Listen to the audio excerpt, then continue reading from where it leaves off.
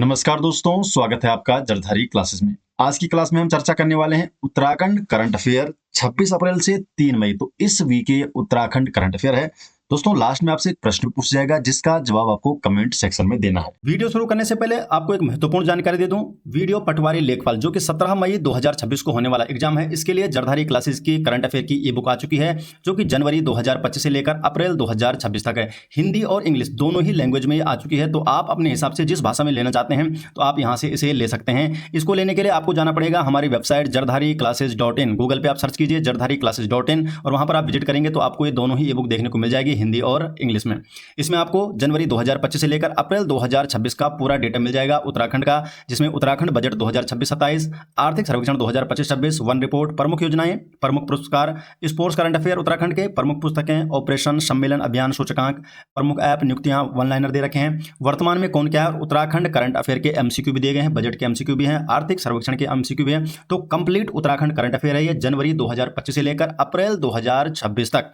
तो पूरा डेटा दिया गया है, हिंदी और इंग्लिश दोनों ही लैंग्वेज में ये उपलब्ध है, तो इसको आप ले सकते हैं। लिंक मैंने इसका कमेंट में भी आपको दे रखा है, कमेंट में पिन कर रखा है और साथ में डिस्क्रिप्शन में भी इसका लिंक दिया गया है, या आप डायरेक्ट गूगल से भी जा सकते हैं। क्वेश्चन नंबर 1 है, जल जीवन मिशन 2.0 के तहत ग्रामीण पेयजल आपूर्ति और जल सुरक्षा को मजबूत करने के लिए केंद्र सरकार ने हाल ही में किन 3 राज्यों के साथ समझौता ज्ञापन MOU पर हस्ताक्षर किए हैं? तो कौन से ये 3 राज्य हैं? तो उत्तराखंड है, त्रिपुरा है और कर्नाटक। तो सी ऑप्शन यहाँ पर सही जवाब। डिटेल जान लेते हैं। तो केंद्रीय जल शक्ति मंत्री CR पाटिल ने ग्रामीण पेयजल आपूर्ति और जल संसाधन प्रबंधन को मजबूत करने के लिए उत्तराखंड, त्रिपुरा और कर्नाटक के साथ समझौता ज्ञापनों पर हस्ताक्षर किए हैं। इन समझौतों का मुख्य उद्देश्य है जल स्रोतों की स्थिरता, कुशल संचालन, रखरखाव और जल गुणवत्ता प्रबंधन में केंद्र राज्य समन्वय को बढ़ाना। उत्तराखंड ने झरनों और नदियों के पुनरुद्धार के लिए spring and river rejuvenation authority SARA spring and river rejuvenation authority का गठन किया है। तो सारा का गठन किया है उत्तराखंड ने झरनों और नदियों के पुनरुद्धार के लिए। उत्तराखंड राज्य द्वारा पिछले वर्ष 6500 से अधिक जल स्रोतों को पुनर्जीवित किया गया और राज्य के लगभग 1000 गांवों में तालाबों के जीर्णोद्धार का कार्य वर्तमान में जारी है। क्वेश्चन नंबर 2 है, हाल ही में उत्तराखंड राज्य बॉक्सिंग एसोसिएशन के अध्यक्ष के रूप में किसे निर्वाचित किया गया है? तो किसे निर्वाचित किया गया है? अजय सिंह को। तो सी ऑप्शन अजय सिंह को। उत्तराखंड राज्य बॉक्सिंग एसोसिएशन ने चुनाव किए 26 अप्रैल को ये रुद्रप्रयाग में संपन्न हुए और इस चुनाव में अध्यक्ष पद पर अजय सिंह को और महासचिव पद पर गोपाल रंगोलिया निर्वाचित हुए हैं। क्वेश्चन नंबर 3 है, उत्तराखंड वन विकास निगम। तो उत्तराखंड वन विकास निगम के रजत जयंती समारोह में वन प्रबंधन और डिजिटल निगरानी के लिए मुख्यमंत्री द्वारा कौन सा मोबाइल एप्लीकेशन लॉन्च किया गया है? तो कौन सा मोबाइल एप्लीकेशन लॉन्च किया गया है? तो हिमकास्ट। तो सी ऑप्शन हिमकास्ट एप्लीकेशन लॉन्च किया गया है। तो मुख्यमंत्री पुष्कर सिंह धामी ने देहरादून के मुख्य सेवक सदन में उत्तराखंड वन विकास निगम के रजत जयंती समारोह में प्रतिभाग किया और इस अवसर पर वन प्रबंधन और डिजिटल निगरानी को मजबूत बनाने के लिए हिमकास्ट मोबाइल एप्लीकेशन का शुभारंभ किया गया। इस ऐप का मुख्य उद्देश्य है जंगलों की निगरानी, संसाधनों के प्रबंधन और आपदा की स्थिति में त्वरित प्रतिक्रिया सुनिश्चित करना। क्वेश्चन नंबर 4 है, उत्तराखंड के मुख्यमंत्री पुष्कर सिंह धामी ने चंपावत जिले के खेतीखान स्थित सरकारी ITI है, इसका नाम बदलकर किस शहीद के नाम पर रखने को मंजूरी दी है? तो किस शहीद के नाम पर इस ITI का नाम रखा जाएगा? शहीद लांस नायक रेवादार। तो बी ऑप्शन सही जवाब। तो उत्तराखंड के मुख्यमंत्री हैं पुष्कर सिंह धामी और इन्होंने चंपावत जिले के खेतीखान स्थित सरकारी औद्योगिक प्रशिक्षण संस्थान का नाम बदलने की आधिकारिक मंजूरी दी है। इस संस्थान को अब आधिकारिक तौर पर शहीद रेवाधर औद्योगिक प्रशिक्षण संस्थान खेती खान के नाम से जाना जाएगा। ये महत्वपूर्ण निर्णय शहीद लांस नायक रेवादर के देश के प्रति अद्वितीय योगदान और सर्वोच्च बलिदान को सम्मान देने के उद्देश्य से लिया गया है।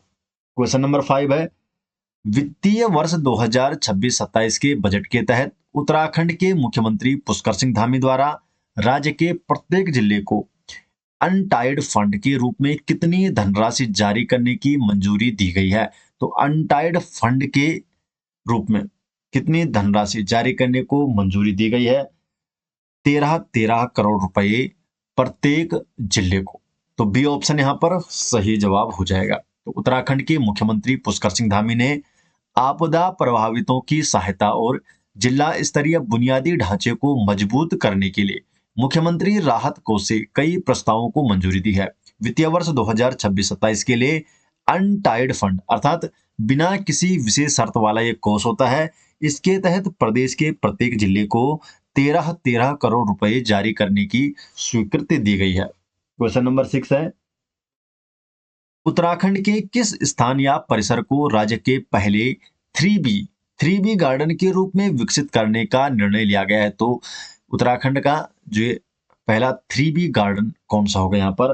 तो सही जवाब है ऑप्शन नंबर बी, मुख्यमंत्री आवास परिसर को 3B गार्डन के रूप में विकसित करने का निर्णय लिया गया है। इसके बारे में डिटेल जानते हैं।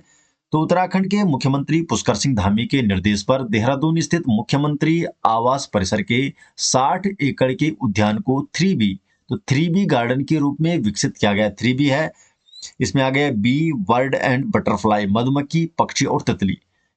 इस अनूठी पहल के पूर्ण होने पर यह देश का ऐसा पहला सरकारी परिसर बनेगा जो पूरी तरह परागकणों और पक्षियों के अनुकूल व उनके लिए समर्पित होगा। इस परियोजना के तहत राज्य का उद्यान विभाग 12 माह का एक विशेष कैलेंडर तैयार कर रहा है ताकि पूरे वर्ष भर परिसर में फूल खिले रहें। ये विशेष पौधारोपण मुख्यमंत्री आवास परिसर से लेकर नजदीकी लोक भवन और कैंट क्षेत्र तक लगभग 2.5 किलोमीटर की परिधि में किया जाएगा। दोस्तों यहाँ पर आपका आधा मिनट लूंगा एक महत्वपूर्ण जानकारी देने के लिए। 17 मई 2026 को होने वाले वीडियो पटवारी लेखपाल एग्जाम के लिए जरधारी क्लासेस के एप्लीकेशन में चल रहे हैं 40+ मॉक टेस्ट सीरीज, जो कि हिंदी और इंग्लिश दोनों ही लैंग्वेज में उपलब्ध है। और इस टेस्ट सीरीज की खास बात यह है कि यहाँ पर आपको डिटेल सॉल्यूशन दिया जा रहा है। हर क्वेश्चन का यहाँ पर डिटेल सॉल्यूशन दिया जाएगा, हिंदी और इंग्लिश दोनों ही लैंग्वेज में। तो 40+ मॉक टेस्ट है दोस्तों, डेली आपको एक टेस्ट दिया जाता है, लेकिन इसका ये मतलब नहीं कि अगर आप आज ज्वाइन करते हैं तो पिछले टेस्ट भी आप दे सकते हैं। तो आप 40 के 40 टेस्ट यहाँ पर दे सकते हैं। हर दिन आपको एक नया टेस्ट दिया जाता है। 15 मई 2026 तक आपको डेली यहाँ पर टेस्ट दिया जाएगा।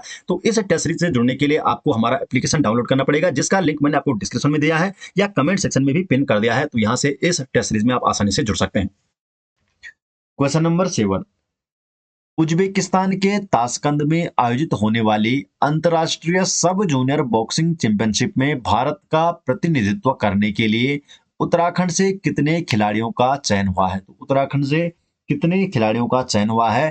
तो 3 खिलाड़ियों का। तो बी ऑप्शन, 3 खिलाड़ियों का चयन हुआ है उत्तराखंड से। उज्बेकिस्तान की राजधानी है ताशकंद और यहाँ पर 1 से 14 मई तक अंतर्राष्ट्रीय सब जूनियर बॉक्सिंग चैंपियनशिप का आयोजन किया जा रहा है। इस अंतर्राष्ट्रीय प्रतियोगिता में भारत का प्रतिनिधित्व करने के लिए उत्तराखंड के 3 खिलाड़ी और 4 अन्य अधिकारी, कुल मिलाकर 7 सदस्य यहाँ से शामिल हो रहे हैं। तो यहाँ पर खिलाड़ियों की बात हो रही है तो 3 खिलाड़ी यहाँ पर शामिल हो रहे हैं। भारतीय टीम में अंडर 17 बालिका वर्ग में पिथौरागढ़ जिले की खुशी चंद्र का चयन हुआ है। बालक वर्ग में पिथौरागढ़ के समीरा बोरा 43 किलो भार वर्ग में और नैनीताल के हर्षवर्धन जीना जो कि 55 किलो भार वर्ग का इसमें चयन किया गया है। क्वेश्चन नंबर 8 है, हाल ही में उत्तराखंड संस्कृत विश्वविद्यालय के प्रोफेसर अरविंद नारायण मिश्र ने किस देश के महिडोल विश्वविद्यालय में आयोजित अंतर्राष्ट्रीय सम्मेलन 2026 में अपना शोध पत्र प्रस्तुत किया है? तो किस देश के बारे में बात हो रही है? थाईलैंड। तो सी ऑप्शन यहाँ पर सही जवाब है। उत्तराखंड संस्कृत विश्वविद्यालय के शिक्षा शास्त्र विभाग के प्रोफेसर अरविंद नारायण मिश्र ने थाईलैंड के बैंकॉक स्थित महिडोल विश्वविद्यालय में आयोजित अंतर्राष्ट्रीय सम्मेलन 2026 में भारत और राज्य का प्रतिनिधित्व किया। इस अंतर्राष्ट्रीय सम्मेलन का मुख्य विषय एशिया में भारतीय प्रवासी समुदाय की स्थिति रखा गया है। प्रोफेसर मिश्र ने 23-24 अप्रैल को भारतीय प्रवासी समुदाय, सांस्कृतिक पारंपरिक एवं धार्मिक एकता और प्रगति का प्रतीक विषय पर अपना शोध पत्र प्रस्तुत किया था। उन्होंने अपने शोध के माध्यम से विशेष रूप से दक्षिण एशियाई देशों के विकास और सांस्कृतिक एकीकरण में भारतीयों की महत्वपूर्ण भूमिका को स्पष्ट किया है। तो ये शोध पत्र उन्होंने यहाँ पर रखा है। क्वेश्चन नंबर 9, हाल ही में पुरातत्व विभाग की टीम द्वारा उत्तराखंड के किस जिले में गींठी छेड़ा झरने के पास पत्थरों को काटकर बनाई गई एक प्राचीन और रहस्यमयी गुफा की खोज की गई है? तो किस जिले की यहाँ पर बात हो रही है, किस जिले का ये गींठी छेड़ा झरने का झरना है? पौड़ी गढ़वाल। तो बी ऑप्शन पौड़ी गढ़वाल। तो उत्तराखंड के पौड़ी गढ़वाल जिले के कोट ब्लॉक क्षेत्र में, तो कोट ब्लॉक क्षेत्र की बात हो रही है, गींठी छेड़ा झरना है। इसके नीचे दुर्गम इलाके में एक प्राचीन और रहस्यमयी सुरंग की खोज की गई है। क्षेत्रीय पुरातत्व इकाई की टीम ने प्रभारी अधिकारी अनिरुद्ध सिंह बिष्ट, तो अनिरुद्ध सिंह बिष्ट के नेतृत्व में इस ऐतिहासिक स्थल का प्रारंभिक निरीक्षण किया गया। इस गुफा के भीतर प्रवेश के लिए पत्थरों को काटकर बनाई गई 6 सीढ़ियां मिली है, जो इसके स्पष्ट रूप से मानव निर्मित होने का प्रमाण देती है। मुख्य गुफा से लगभग 200 मीटर की दूरी पर एक अन्य सुरंग का मुहाना भी चिन्हित किया गया है, जिससे इन दोनों गुफाओं के आपस में जुड़े होने की प्रबल संभावना है। प्रारंभिक पुरातात्विक अनुमानों के अनुसार प्राचीन काल में इस गुफा का उपयोग सैनिकों या स्थानीय लोगों द्वारा बाहरी आक्रमणों और दुश्मनों से छिपने के लिए एक सुरक्षित आश्रय के रूप में किया जाता रहा होगा। ये पुरातात्विक अनुमान के अनुसार बताया गया है। गुफा का प्रवेश द्वार एक खड़ी पहाड़ी पर करीब 20 मीटर की ऊंचाई पर स्थित है और इसके अंदर एक साथ 6 से 8 लोगों के ठहरने के लिए पर्याप्त जगह मौजूद है। क्वेश्चन नंबर 10, हाल ही में उत्तराखंड के हल्द्वानी में आयोजित समारोह में टॉयलेट मैन के नाम से प्रसिद्ध किस समाजसेवी को उत्तराखंड राज्य वरिष्ठ नागरिक सम्मान से सम्मानित किया गया है? तो किन्हें सम्मानित किया गया है? रमेश भटेजा, जो कि टॉयलेट मैन के नाम से प्रसिद्ध हैं। तो सी ऑप्शन यहाँ पर सही जवाब है। तो उत्तराखंड के हल्द्वानी में आयोजित एक विशेष समारोह में रुड़की के निवासी और समाज सेवी रमेश भटेजा को उत्तराखंड राज्य वरिष्ठ नागरिक सम्मान से सम्मानित किया गया है। रमेश भटेजा को समाज में स्वच्छता के प्रति उनके विशेष अभियान और समर्पण के कारण टॉयलेट मैन के उपनाम से जाना जाता है।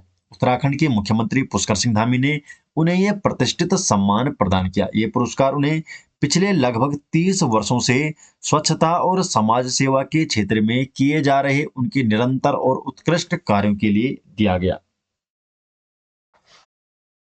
क्वेश्चन नंबर 11 है दोस्तों, और ये आज का लास्ट क्वेश्चन है जिसका जवाब आपको कमेंट सेक्शन में देना है। तो हाल ही में देहरादून के क्लेमेंट टाउन छावनी का नया नाम क्या रखने का प्रस्ताव पारित किया गया है? और 4 ऑप्शन है और सही जवाब आपको देना है। इसके अलावा और कौन कौन से जो नाम है जिनका नाम यहाँ पर बदला जा रहा है वो कौन कौन से, वो भी आप कमेंट बॉक्स में जरूर बताएंगे। तो 4 ऑप्शन है दोस्तों, और ये सही जवाब आपको क्वेश्चन नंबर 11 का कमेंट सेक्शन में देना है। दोस्तों 17 मई 2026 को होने वाले वीडियो पटवारी लेखपाल एग्जाम के लिए जरधारी क्लासेस की उत्तराखंड करंट अफेयर्स की ई बुक आ चुकी है, जिसमें आपको जनवरी 2025 से लेकर अप्रैल 2026 का संपूर्ण उत्तराखंड करंट अफेयर दिया जाएगा। इस ई बुक को लेने के लिए आपको विजिट करना होगा जरधारीclasses.in। तो गूगल पे जाइए, जरधारीclasses.in सर्च कीजिए और आप जब वहां पर जाएंगे तो आपको हिंदी और इंग्लिश दोनों ही लैंग्वेज में ये बुक देखने को मिल जाएंगे। अपने अकॉर्डिंग आप इस ई बुक को ले सकते हैं। आशा करते हैं दोस्तों आपको वीडियो पसंद आई। वीडियो पसंद आती हो वीडियो को लाइक कीजिए, अपने अधिक से अधिक दोस्तों के इस वीडियो को शेयर कीजिए। अगर आप चैनल में पहली बार आए हैं तो चैनल को सब्सक्राइब जरूर कीजिए। तो मिलते हैं दोस्तों नेक्स्ट वीडियो के साथ, तब तक के लिए आपका बहुत बहुत धन्यवाद।